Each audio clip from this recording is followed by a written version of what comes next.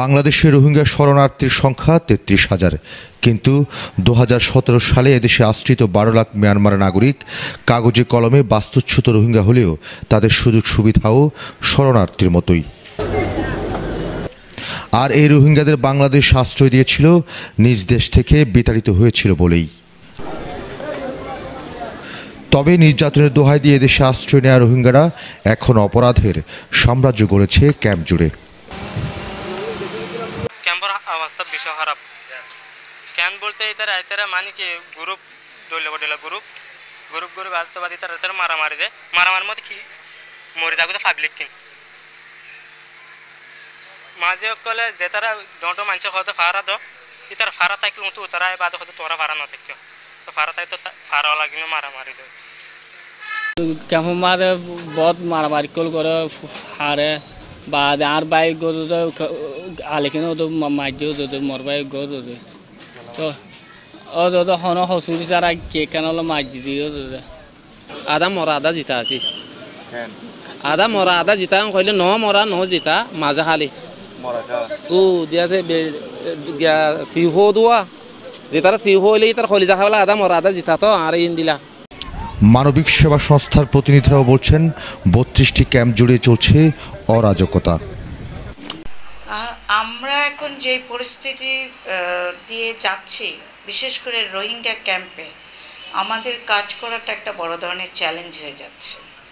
কারণ হচ্ছে আমরা ম্যাক্সিমাম কাজ করি এডুকেশন নিয়ে।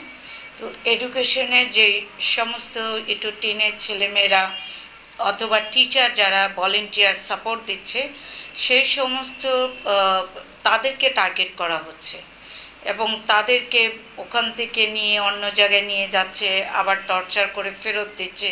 এগুলো ঘটে রাত্রে।